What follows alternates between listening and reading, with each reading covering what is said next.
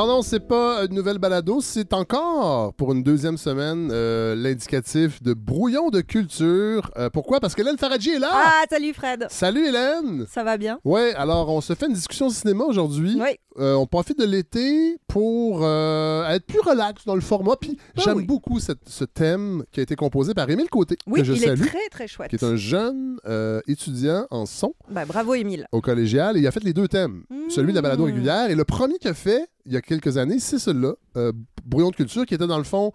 Je le répète à chaque fois que je parle de ça, mais les épisodes dédiés aux donateurs de 60 $ et plus. Effectivement. Il y en aura d'autres, du contenu exclusif. Celui-là, c'est pas du contenu qu'on a déjà enregistré, là, c'est tout frais. Oui, tout neuf. On s'est lancé cette idée-là sur les médias sociaux de profiter de Ligne de fuite. Oui. Le film de Catherine Chabot et Myriam Bouchard, qui est présentement sur les écrans, pour parler des films générationnels. Oui.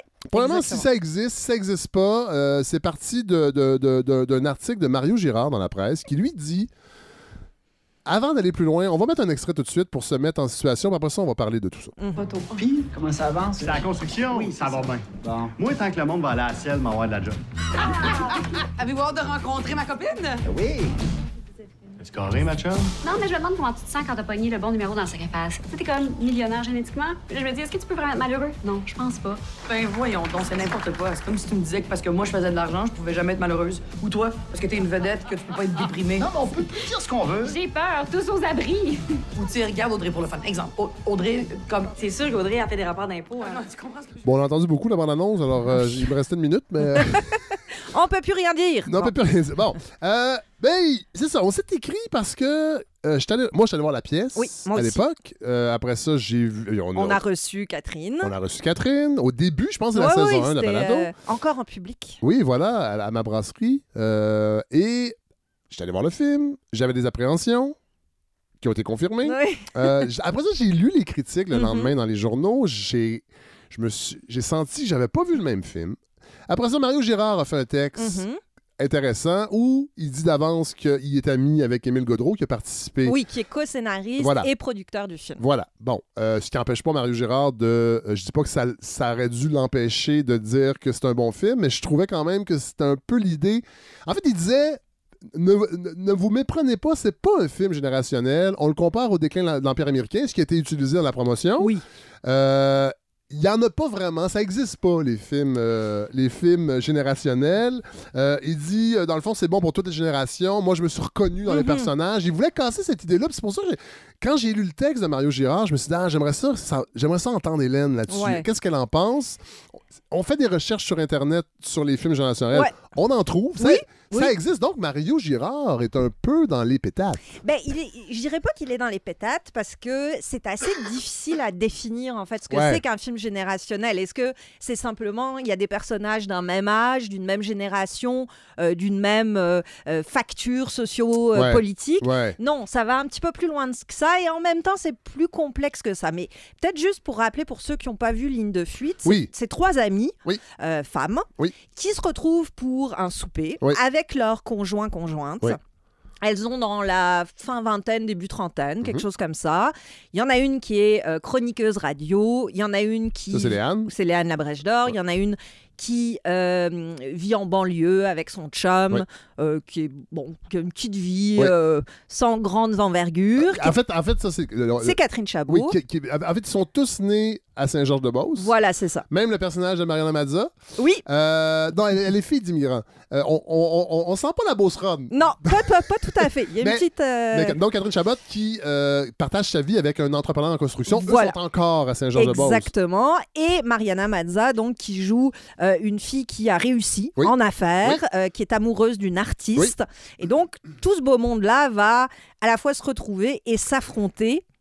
Mais là, Hélène, attendez. Dans le film, ils se sont pas vus depuis longtemps. Oui. Dans la pièce... C'est pas tout à fait ça. C'est ça. Non, Parce que là, c'est ça.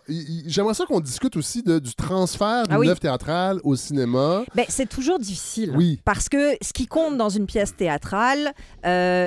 parce qu'on a des contraintes liées au décor, à la production, à tout ce que vous voulez, c'est le dialogue, c'est le texte. Ce sont des contraintes physiques, mais Oui. ce sont des contraintes qui peuvent être un moteur créatif. Absolument. Les contraintes, c'est fait pour nourrir aussi une Tout à fait. œuvre. Hein. Ça ne veut pas dire que ça enlève quelque chose. Mais Catherine Chabot, Chabot, selon, comme selon. Dolan, Dolan, là, Oui, voilà. vous choisissez. Comme hockey ou hockey. C'est ça. Il faut lui reconnaître un truc, elle a un talent d'écriture assez incroyable. Vraiment, elle est capable d'avoir des liners très pointus, très précis, très drôles. Elle a un dynamisme. Et je trouve que dans la pièce, elle tirait vraiment bien profit justement de cette contrainte-là, qui était un salon, en fait, où les gens se retrouvent pour un souper. Oui. Et ça avait cette espèce d'effet cocotte-minute. Oui. Donc, plus ça avançait, plus on sentait quelque chose qui bouillonnait et qui explose à la fin. Ouais. Mais les paliers étaient quand même pas si prononcés. Il y avait un crescendo qui était intéressant. Voilà. Alors que le film, Ouais. on s'est dit, on a, je pense, quelque chose comme 6 millions de budget. Il Ouais. faut que ça se voit à l'écran. Ouais. Donc, on éclate la formule. On va les faire se balader Dans le Vieux-Montréal. Dans le Vieux-Montréal. Ils vont boire un verre dehors. Ils vont voir une expo. Ils vont au Ensuite, karaoké. En fait, c'est le vernissage voilà. de la conjointe du personnage exactement. de Mariana Mazza. Ils vont au karaoké. Et ensuite, ils vont se retrouver pour ce fameux souper. Sauf que quand on explose comme ça les lieux, ce qui devient intéressant, c'est d'avoir une mise en scène qui va mettre en valeur le texte. Oui. Or là, on a un petit peu le contraire. Oui. C'est-à-dire qu'on a l'impression d'une mise en scène qui relève un petit peu du téléroman. Un petit peu, je suis même beaucoup, en fait. Beaucoup. Et donc... attendez, qu'est-ce que vous voulez dire qui relève du téléroman? Par exemple, moi, je supporte plus les films où il n'y a plus de profondeur de champ. Parce que c'est une mauvaise habitude qui a été prise à la télévision, où on filme comme si l'image était complètement plane. Et donc, vous allez le voir, faites attention à ça. Quand vous regardez un téléroman ou la télé, souvent l'arrière-plan, c'est-à-dire ce qu'il y a derrière les personnages, est flou. Et de plus en plus flou. Comme si tout ce qui comptait, c'était les deux personnes. Puis souvent, on y va avec un chant contre chant très basique. Mais cette habitude-là, parce que beaucoup de cinéastes vont travailler en télévision, voilà, il l'importe au cinéma. Or, le cinéma, l'écran, il fait 25 fois l'écran de la télévision. Et l'absence de profondeur de champ fait qu'on a une image qui est extrêmement plate. Et ce qui est intéressant quand on est spectateur, c'est de fouiller une image, de se dire, bon, OK, on a les deux personnages en avant, mais en arrière, regarde, il y a ce petit détail, il y a ceci, il y a cela. Ça crée une perspective, ça crée du relief, ça crée de la texture, mais il n'y a plus ça. En faisant ça, Myriam Bouchard et Catherine Chabot, elles aplanissent tout ce qui peut relever de la mise en scène, et paradoxalement, ça a tendance à affadir le texte. On pourrait se dire, ça va le mettre en valeur, mais non. Ça a tendance à le faire retomber et c'est un peu... C'est comme si tout le sel de cette pièce-là, tout ce qui faisait l'intérêt, il se retrouve un peu dilué dans cette mise en scène qui ne fonctionne pas tout à fait.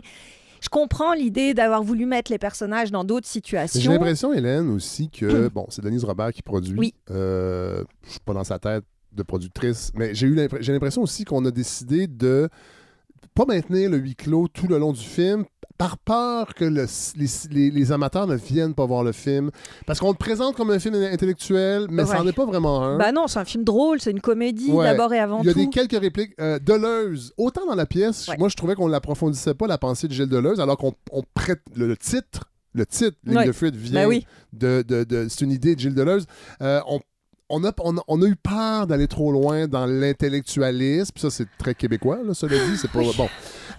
Puis c'est pas parce qu'il y a un prof d'université dans un film, un personnage, que ça en fait un film intellectuel. Moi, c'est là-dessus, j'aurais aimé qu'on aille un peu plus loin. Puis dans la pièce, on y allait un peu plus. J'aimais bien l'idée dans la pièce que, dans le fond, cette réflexion sur l'amitié, on se voit pourquoi, on se voit parce que ça fait longtemps qu'on se connaît. Et ça, c'est complètement évacué dans le film. Dans le fond, c'est un gros stress. On s'est pas vu depuis longtemps.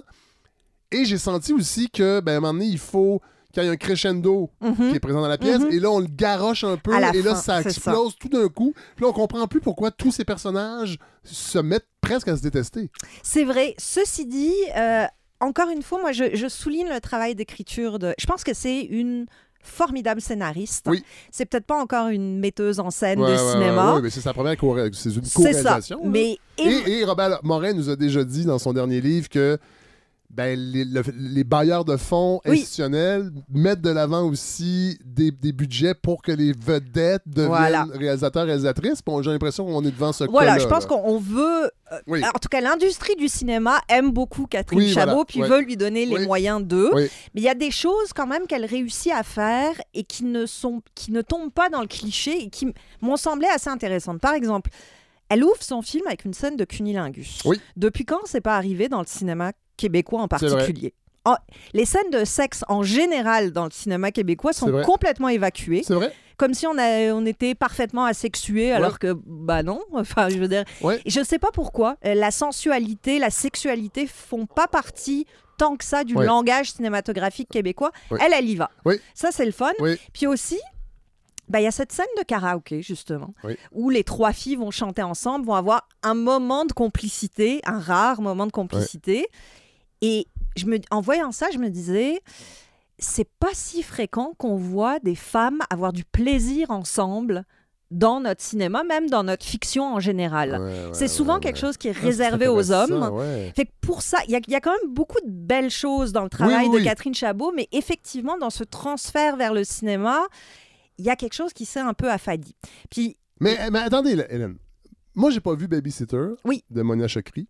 Mais est-ce que puis on sent, là, il y a une nouvelle pièce aussi dont le titre m'échappe, que j'ai lu ce matin dans les journaux, qui va être adaptée au cinéma aussi, une pièce québécoise. Est-ce que c'est difficile de partir d'une pièce de théâtre vers le cinéma? Mais c'est sûr, parce que la scène de théâtre, vous restez... C'est un autre médium, je comprends, mais je veux entendre la critique et la spécialiste de cinéma. Je pense me dire pourquoi c'est... On en a tellement parlé, Fred, vous et moi, à ce micro-là, de le cinéma québécois a un problème de scénario.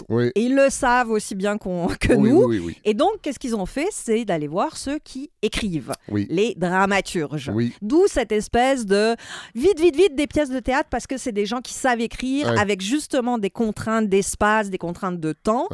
Donc, on se dit, voilà une manne pour le cinéma extraordinaire. Sauf qu'on oublie souvent cet aspect de la mise en scène. Et c'est ce qui est bien avec Babysitter.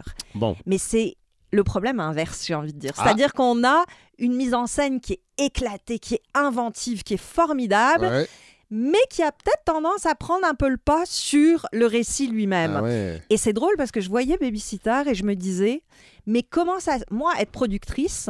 Mais demain, je fais travailler ensemble Monia Chokri et Catherine Chabot. Il y aurait quelque chose dans la rencontre entre ces deux femmes-là qui, à mon avis, serait extrêmement intéressant. C'est une bonne idée, ça. Peut-être même explosif. Alors, je ne sais pas si elles s'apprécient dans la vie puis si elles se connaissent, mais si vous nous écoutez, mesdames, travaillez ensemble. Appelez-vous.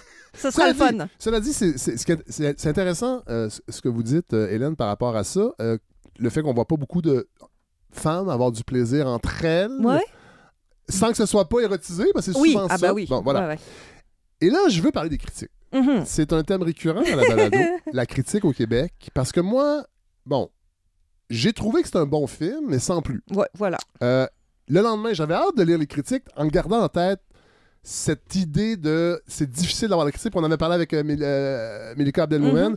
Et là, je lis la critique de Manon Dumais dans Le Devoir le lendemain et d'Émilie Côté dans la presse. Et je me rends compte, encore une fois, qu'il n'y a pas de critique au Québec parce que on donne 4 étoiles. Je pense que c'est dans Le Devoir. Non, dans la presse, on donne 4 étoiles. Et dans le Devoir 3 étoiles et demie, au-delà des étoiles, la critique elle-même de ces deux journalistes est dithyrambique. Il n'y a aucun point négatif dans les deux critiques. Et là, je comprends que Catherine Chabot est aimée dans le milieu. On veut que ça marche. Mais je suis pas sûr que c'est rendre service aux créateurs. Encore une fois, je sais qu'on se répète, mais j'ai trouvé ça flagrant dans les deux critiques de ces journalistes-là, de ne pas être capable d'identifier des faiblesses dans une œuvre. Mais c'est parce que, 1, c'est québécois, 2, c'est des femmes, 3, elle ose des trucs qui sont nouveaux dans le cinéma québécois, donc on se dit, oh non, si on dit que c'est mal, on n'osera plus jamais, puis on va retourner à notre vieux cinéma gris, alors que pas du tout, au contraire, c'est que quand on entre en dialogue critique avec une œuvre, mais on ouvre la porte à plein de nouvelles possibilités. C'est-à-dire qu'on force les créateurs à réfléchir à de nouvelles façons de montrer, de mettre en scène. Puis on force aussi le spectateur à aller un peu plus loin que le simple divertissement. Or, ce film-là, Ligne de fuite, ce n'est pas un simple divertissement. Ouais. Il y a plus, il y a une volonté de dire une génération, il y a une volonté de dire les classes sociales, il y a une volonté de plein de choses, de réflexion. Sur le réchauffement climatique, bon. Parfois, j'ai l'impression qu'on a voulu tout mettre. Et d'ailleurs, il y a une des critiques, je pense que c'est Émilie Côté qui dit « tout y passe ». Oui. C'est peut-être un problème aussi. Émilie Côté n'est pas une critique de cinéma, cela dit, la plupart du temps, elle traite d'albums musicaux. D'ailleurs, si je me rappelle bien, c'est elle, à la sortie de l'album de Geneviève Cardin, qui l'avait chroniqué, critiqué, et que je trouvais ça fort en café, qui avait dit que c'est un des plus grands albums pop de l'histoire. Ouh, de l'histoire! Ouais. Waouh, waouh, waouh! Et la première, sur les médias sociaux, la première qui a commenté ça, c'est Charlotte Cardin. Ah ben voilà. Alors, on se demande si ce sont des copines. Mais bon, j'avais ça en tête quand j'ai lu ça, en tout respect pour Émilie Côté, mais je trouve que un jour, j'aimerais avoir des vrais critiques qui n'ont pas peur de froisser les gens du milieu et que ça soit pas des critiques au service de l'industrie du cinéma. Non, puis qu'ils soient pas non plus Parce qu'on sent ça un peu. Et qu'ils soient pas non plus dans l'attitude inverse, c'est-à-dire qu'ils vont d'être méchants pour être méchants. Exactement, non, du tout, pour se créer une aura, voilà. pour se créer pas du tout. Mais ce film-là, Ligne de fuite, c'était l'occasion d'un discours aussi critique sur l'histoire du cinéma québécois. Parce que cette comparaison à Denis Arcand, là, elle est pas anodine. Non. Elle vient de quelque part. Et elle est intéressante parce qu'elle montre aussi comment le monde a changé. Mais parlons-en, Hélène. Ouais. Vous ouvrez la porte parce qu'on l'a comparé. Même si Mario Gérard dit attention, c'est pas un film générationnel. Ouais. Faut pas le comparer au Déclin. Mais est-ce que le Déclin était un film générationnel? C'est une bonne question. Je suis pas certaine. Moi, c'est un film qui m'a marqué. Moi, je crois que Le Déclin, c'était d'abord et avant tout un film sur une classe sociale. C'est-à-dire qu'on parle plus de classe sociale que de génération.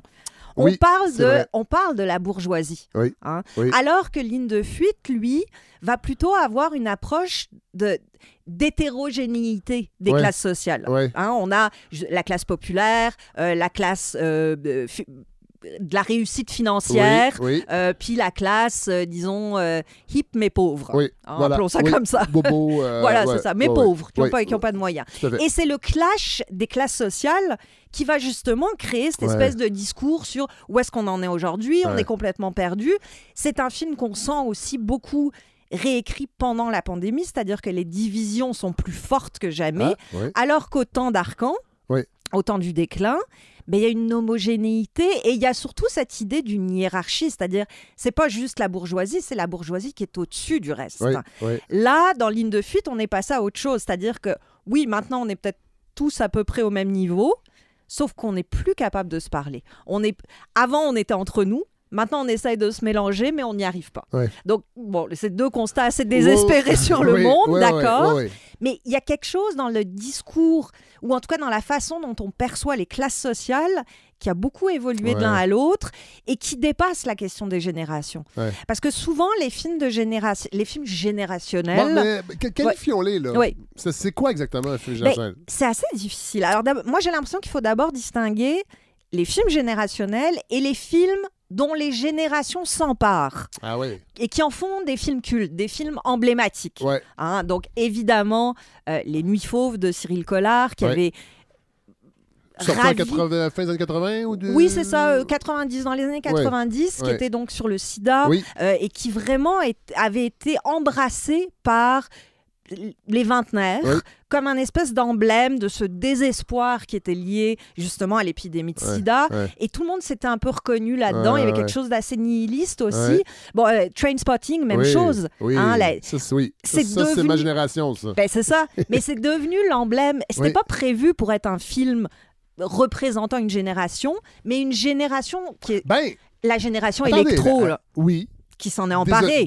Désœuvré complètement. Qui consomme de la grosse drogue. C'est ça. Dans une Angleterre déprimante. C'était l'époque. C'est l'époque du travail autonome qui commence parce qu'on n'a pas le choix, parce qu'on n'aura pas de sécurité d'emploi. Voilà. On n'est pas loin du film générationnel, je trouve. Oui, mais je crois pas que ça a été écrit pour ça. Ils sont tellement marginaux qu'ils sont pas écrits ou constitués comme des emblèmes. Alors que j'ai l'impression que le film générationnel, il marche là-dessus. Easy Rider. Easy Rider, c'est l'emblème d'une contre-culture. Hein, c'est c'est la fin des hippies. Oui. Mais comment est-ce que les hippies survivent dans un monde qui est en train de revenir vers le conservatisme, vers les traditions? Le constat est très noir, d'ailleurs, dans Easy Rider. Mais il est peut-être moins représentatif d'une génération que d'un esprit. Mais c'est ça. En travaillant un peu cette idée de film générationnel, il y a plein de trucs qui sont ressortis. C'est que d'abord, c'est souvent des comédies. Ah. C'est assez rare que les films générationnels soient des drames. Il y en a quelques-uns, mais pourquoi? Parce que souvent, ces films-là vont être basés sur les dialogues. Les dialogues, il faut que ce soit drôle, parce que sinon, tu as des tartines de dialogue, puis tout le monde s'ennuie.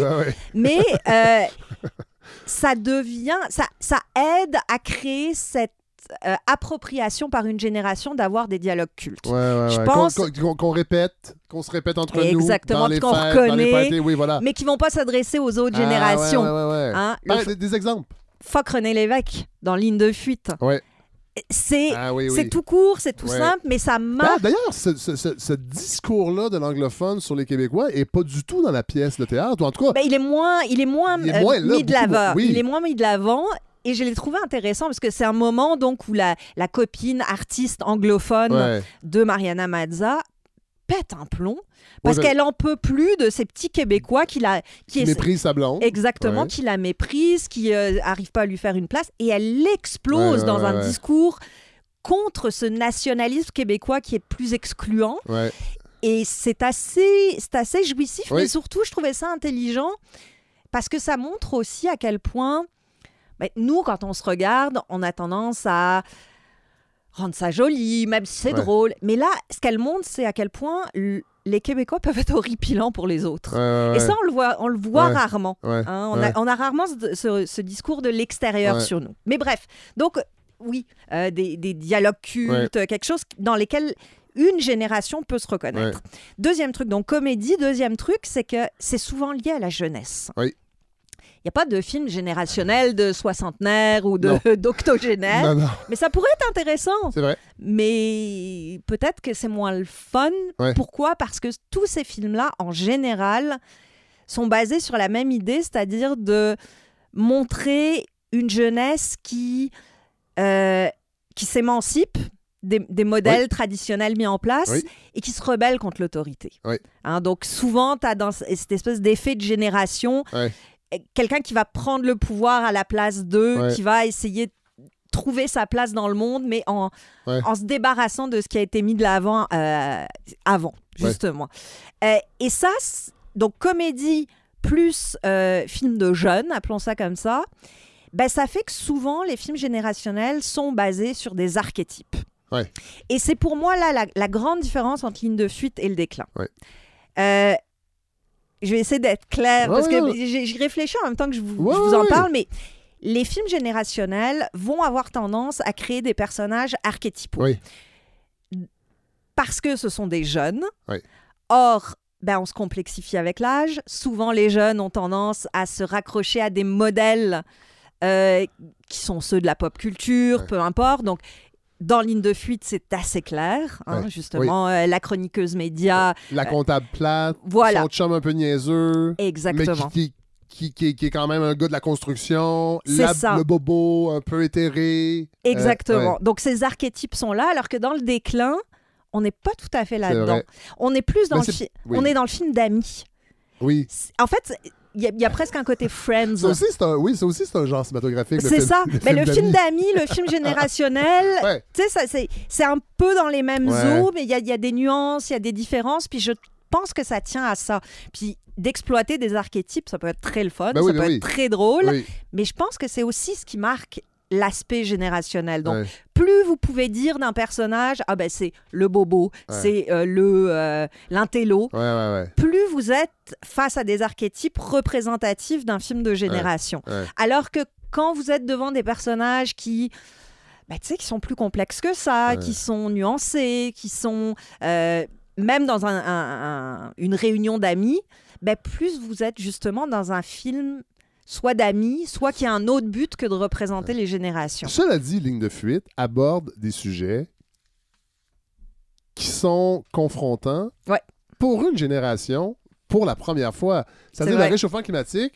On peut, oui, évidemment, les boomers vont être touchés, les X aussi, mais on n'aura jamais la même réflexion par rapport à ça que les plus jeunes qui sont nés là-dedans. Bien que les X, la pollution, moi je me rappelle les pluies acides quand j'étais jeune, là, c'était quelque chose qui était omniprésent. On n'en parle plus du tout des pluies acides. Non, moi c'était la couche d'ozone. Oui, le trou dans la couche d'ozone. Le trou dans la couche d'ozone, ça. Mais d'avoir un enfant ou non, j'ai l'impression que, en fait, c'est pas la première fois que les femmes individuellement réfléchissent à avoir des enfants ou non. Mais là, c'est un fait qui est un peu plus générationnel. C'est vrai. Fait que j'ai quand même l'impression que Ligne de fuite s'adresse pas uniquement aux trentenaires, mais ils vont se reconnaître beaucoup plus peut-être que d'autres générations plus vieilles. Je pense que les films générationnels sont réussis quand ils arrivent à parler à tout le monde. Pourquoi? Parce que les plus jeunes se projettent dans quelque chose qui s'en vient. Les plus vieux se souviennent de comment ils étaient quand ils avaient 30 ans. Puis oui, les préoccupations évoluent, mais on reste toujours un peu dans les mêmes. Et ceux que ça concerne, les trentenaires dans ce cas-là, ben, ils voient un miroir. Plus il est lucide, plus il est le fun. Mais c'est ça qui fait qu'un film générationnel réussit, c'est que ça peut parler à tout le monde. Alors que vous avez des films générationnels, comme je pense par exemple au Péril jeune de Clapiche, qui ne parlait presque qu'à cette génération-là. Tout à fait. Hein? Et cette génération-là, en France. Voilà, en plus. Je sais qu'il y a eu des répercussions ici, mais moi, ça m'a pas. Ben, c'est ça. Ça m'a pas parlé du ça tout, parle à ceux à qui c'est destiné. Puis c'est peut-être pour ça qu'il n'y en a pas tant que ça non plus. C'est que quand on fait un film générationnel, ben, on prend le risque de ne s'adresser qu'à cette génération-là. Et il faut du talent pour être capable d'aller parler à ceux d'avant, ceux d'après. C'est assez rare, mais quand ça marche, c'est le fun. Je suis allé sur Wikipédia, j'ai fait j'étais paresseux. Parce que j'ai pas juste fait ça pour préparer cet épisode-là, parce qu'on va parler d'un autre film tantôt. Si on cherche film générationnel, l'occurrence sur Wikipédia nous apprend, entre autres, que c'est dans l'entre-deux-guerres que ce concept-là est apparu, avec un film comme Reefer Madness, que je connais pas. Non, moi non plus, je l'ai vu aussi. Bonnie and Clyde. Oui, bah oui. Le lauréat. The Graduate. The Graduate, voilà, c'est ça. Avec Dustin Hoffman. Exact. Jeune. Oui. Easy Rider. The Last Picture Show. Excellent film. Qui était sur Criterion. Je sais qu'on parle souvent de Criterion quand on parle de cinéma tous les deux. Il est encore là, je crois, de Last Picture Show. American Graffiti. Taxi Driver. Ben oui. La fièvre du samedi soir. Grease. Moyen, parce que moi, je l'ai vu jeune. Mais Grease, c'est un drôle de film parce que ça se passe dans des années 50, mais que ça respecte pas tant que ça. Du tout. Les années 50, la trame sonore est zéro années 50. Au contraire, c'est les Bee Gees, en fait, qui l'ont composé. C'est très disco, mais c'est disco, pas disco, là, mais on n'est pas du tout, presque pas dans les années 50. Parkees, moi, je me rappelle quand j'étais jeune. Mais est-ce qu'on peut dire que c'est un film générationnel? Je trouve pas. The Breakfast Club, un peu plus. Ben oui. Là, on avait une réflexion sur la génération X naissante. Exact. À 13-14 ans. C'est ça. Plusieurs classes sociales, mais même génération. Vous, Hélène, vous m'avez suggéré Clerks. Ça, je trouve que c'est parlant pour les années 90, pour les X. Slacker aussi. Voilà. Mes meilleurs copains. Oui, attendez, de Poiré. On va aller écouter l'extrait parce qu'on a parlé du déclin tantôt et il y a un lien.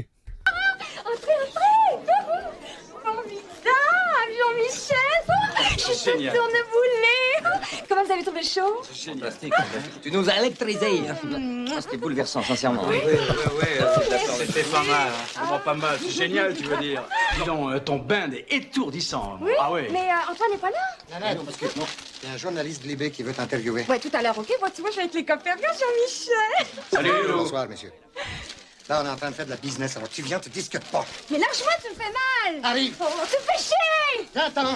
Bon, mais vous bougez pas, hein. 2 minutes, je vous tiens. I love you. Ça fait mal aux oreilles. Oui. Bon, là, Hélène, faut nous mettre en contexte ce film. On a entendu Louise Portal, entre autres, Jean-Pierre Bacri. Regretté Jean-Pierre Bacri, Christian Clavier, qui d'autre? Un film sorti en 1989. Oui, c'est ça, fin des années 80. Film, en fait, qui générationnel, mais qui a un point de vue assez particulier, c'est-à-dire une génération qui a formé un band, mais qui se retrouve adolescent, mais qui se retrouve des années plus tard, alors que la jeune femme qui était choriste, elle a poursuivi dans la musique.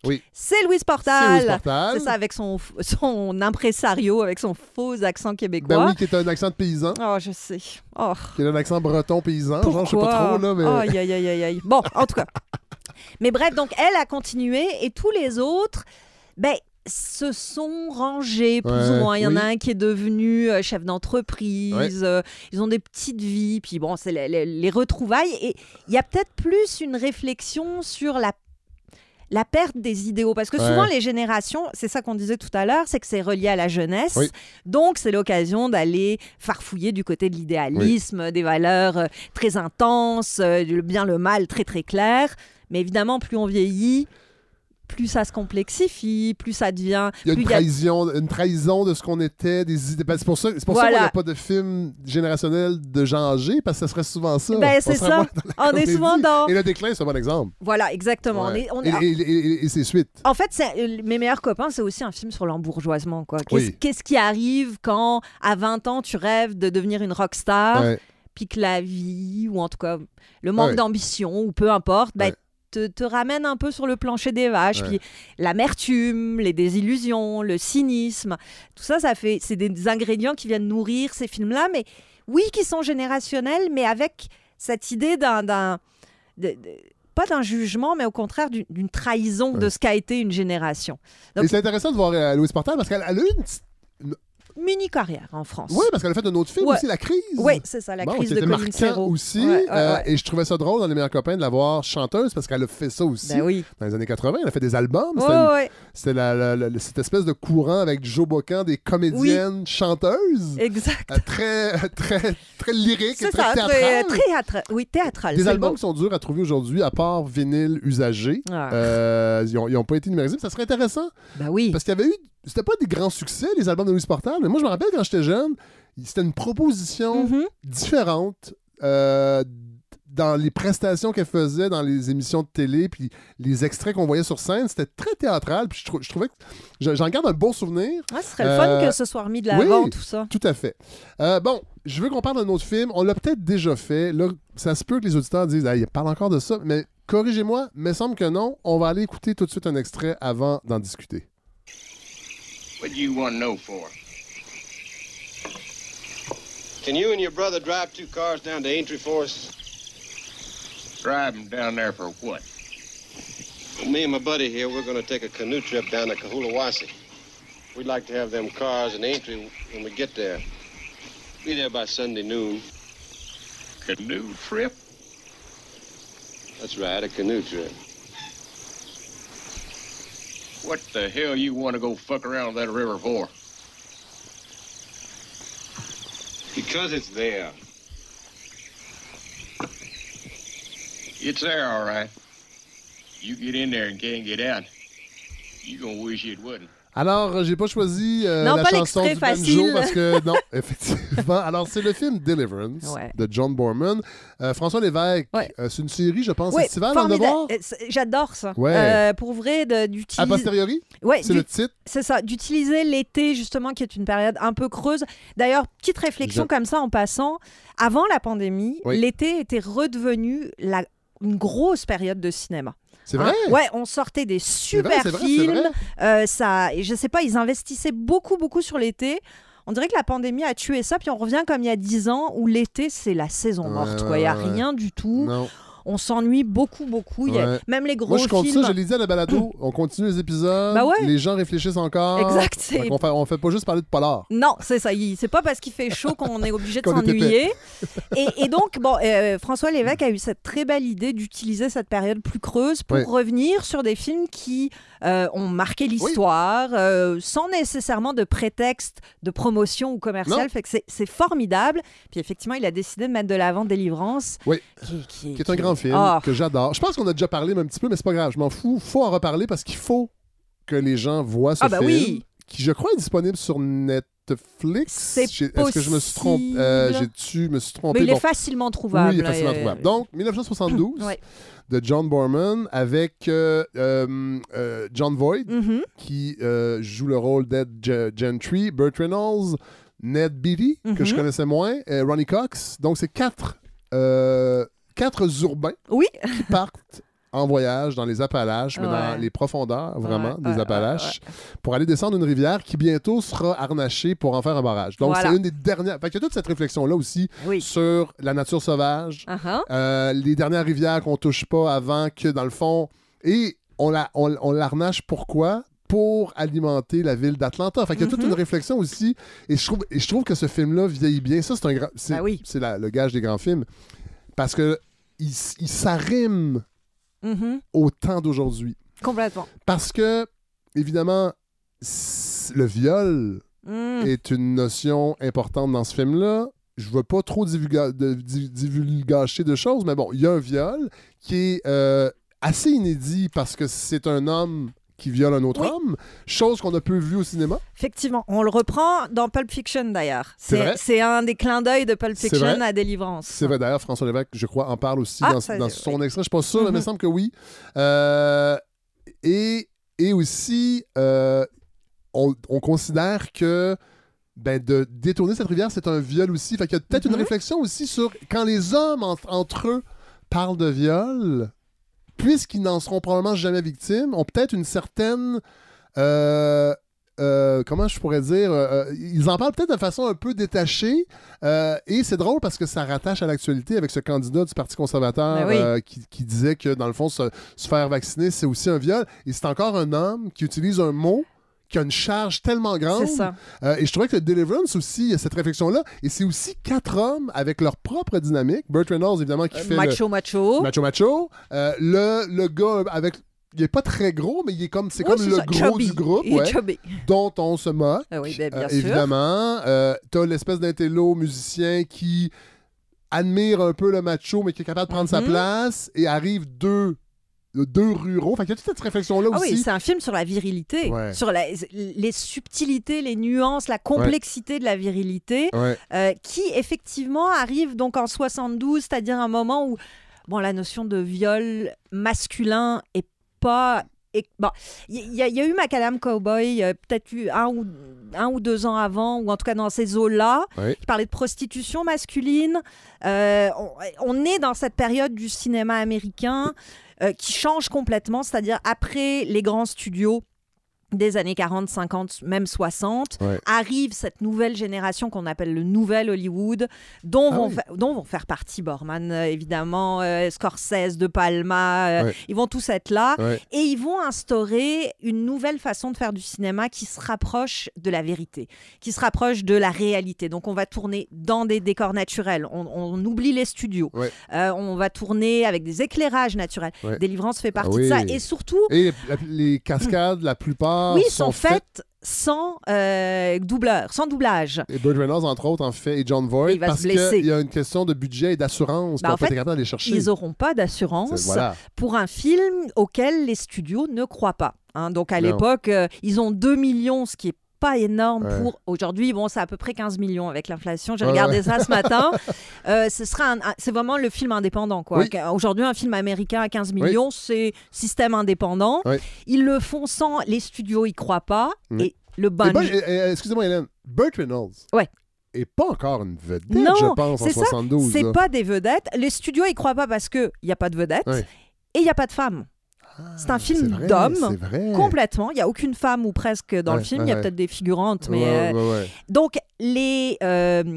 par exemple, les figurants, ils ne vont pas en engager. Ils vont demander aux gens du coin. Et c'est pour ça que c'est complètement fou, la scène du début. Voilà. C'est des vrais gens. Puis oui, c'est vraiment... Et le banjo, qui est devenu tellement emblématique... en fait, c'est parce que John Boorman n'avait pas de budget pour payer un orchestre.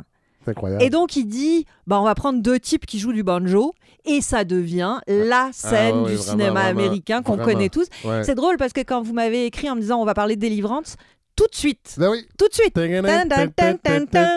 de suite. Et c'est ça la marque d'un grand film aussi. Ouais, voilà. C'est qu'il y a quelque chose qui nous reste en tête, puis j'entends Et qui n'est pas programmé d'avance. C'est-à-dire qu'on ne se dit pas, hey, on va trouver un riff catchy de banjo. Ben non. En fait, c'est par cette musique-là que se crée la tension entre les deux groupes. Oui. Donc, les urbains qui arrivent pour faire cette balade et les locaux, les ruraux. Oui.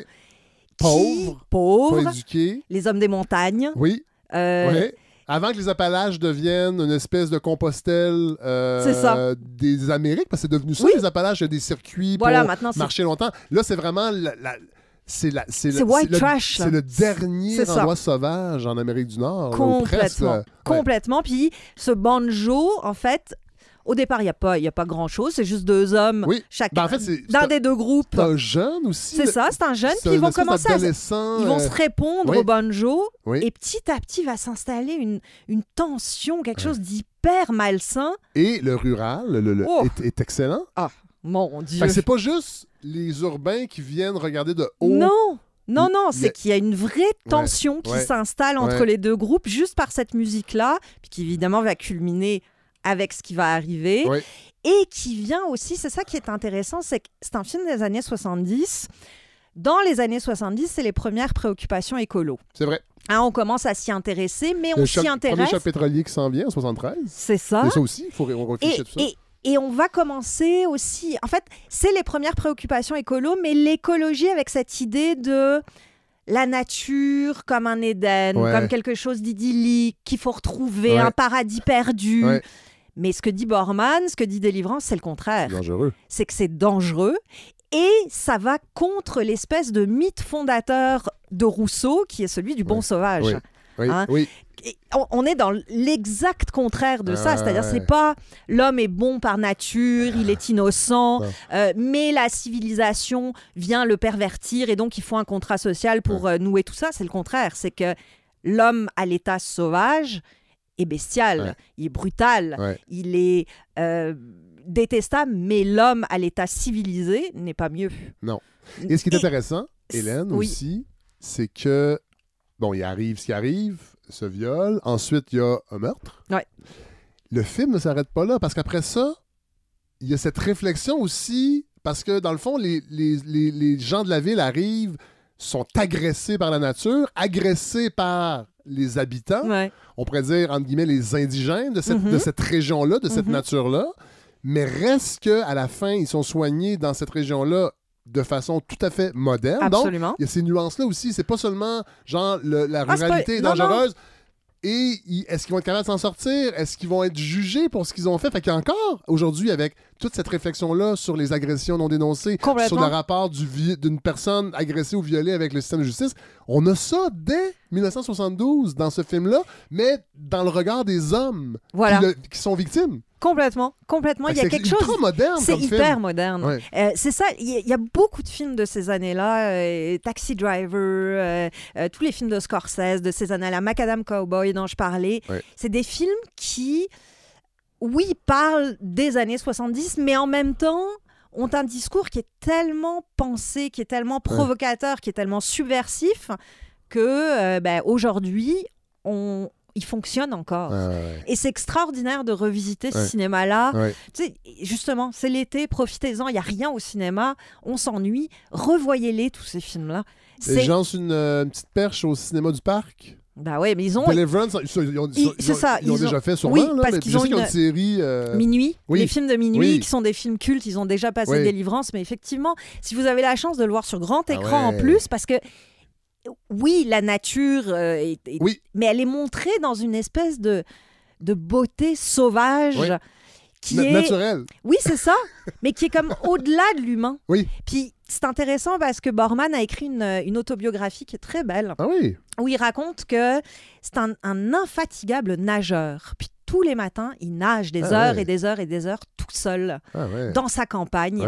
Puis il y a un rapport justement à la brutalité de la nature, à cette idée que la nature, finalement, elle est toujours plus forte que qui veut l'occuper, que ce soit les ruraux ou les citadins, mais c'est la nature qui aura le dernier mot, puis que ça aussi, c'est très actuel. C'est qu'est-ce qu'on vit en ce moment? On vit la nature qui est en train de nous dire, vous êtes bien mignons les petits jeunes, mais moi je peux me faire un cataclysme demain, puis tant pis pour vous. Petit mot sur John Boorman. A gagné le prix de la mise en scène en 70 pour Leo the Last, que je connaissais pas. Il a fait son premier film marquant, c'est Point Blank à la fin des années 60. C'est lui qui a fait Excalibur en 81 et Hope and Glory en 87. Bon, vous avez lu son autobiographie, j'imagine que vous connaissez un peu le. Ouais, c'est lui qui a fait Zardoz aussi, une espèce de bizarrerie totale. Juste une espèce de film de science-fiction qui se peut pas. Très intéressant, Boorman. Il commence comme critique de cinéma. C'est un anglais? Oui, c'est un anglais. Il commence d'abord comme critique, mais très, très rapidement, il s'oriente vers la télé, à la BBC.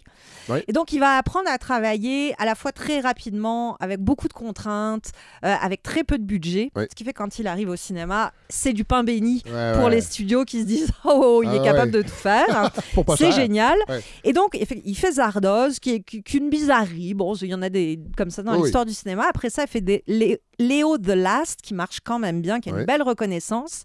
Et United, le gros studio américain, voit le succès, voit le travail bien fait de ce type-là, et lui dit, tu vas faire Lord of the Rings. Ah ouais? Ouais. Lord of the Rings. On est encore à la fin des années 60? Début 70? 70, juste après Leo the Last. OK. Ah ouais. On lui dit, tu vas faire Lord of the Rings. Et lui veut faire un seul film avec les trois livres. Il décide que les Hobbits seront en fait joués par des enfants de 9 ans. Avec toutes sortes d'effets pour qu'on y croit, machin. Et évidemment, en 3 semaines, on lui dit, non, ça marchera pas. Non seulement c'est trop cher, mais en plus, il n'y a rien qui marche. Et c'est à ce moment-là qu'il va commencer à jouer avec les effets spéciaux. Donc, c'est à ce moment-là que Excalibur, c'est bizarre, c'est un film pas fait, qui finalement va nourrir toute sa carrière à venir. Délivrance reste quand même le film de Boorman, c'est son premier succès au box-office. Avant ça, il fait des succès d'estime, des succès critiques. Mais effectivement, Délivrance, c'est le film qui va marquer sa carrière. C'est drôle parce que j'ai retrouvé... Il était venu à Montréal pour le Festival du Nouveau Cinéma. Il y a peut-être une dizaine d'années. J'ai retrouvé une vieille entrevue que j'avais faite avec lui. Et il est encore extrêmement fier. Enfin, il était encore extrêmement fier. Quand je l'ai rencontré, il avait 75 ans. Donc maintenant, c'est un octogénaire. Pour l'instant, ça va. On touche du bois.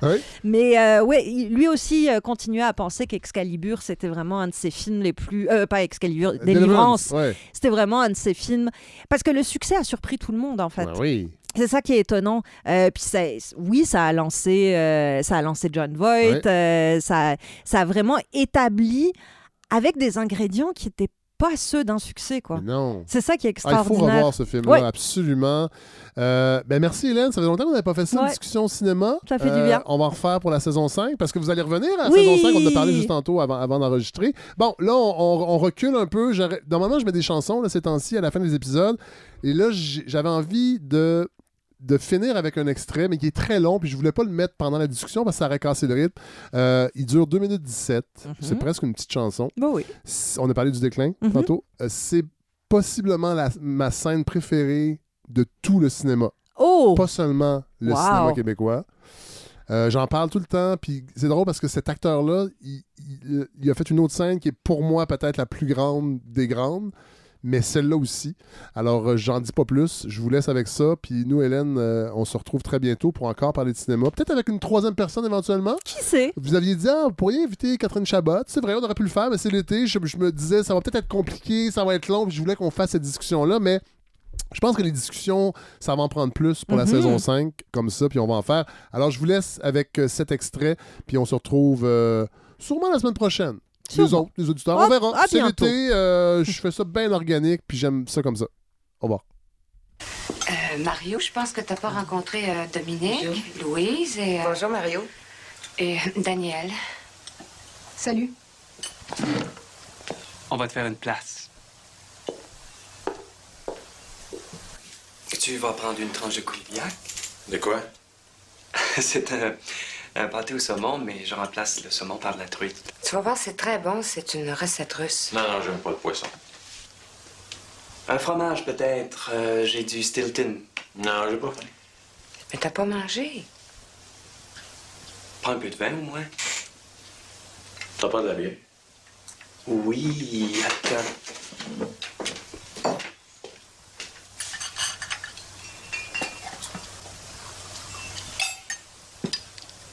Est-ce que vous habitez dans la région?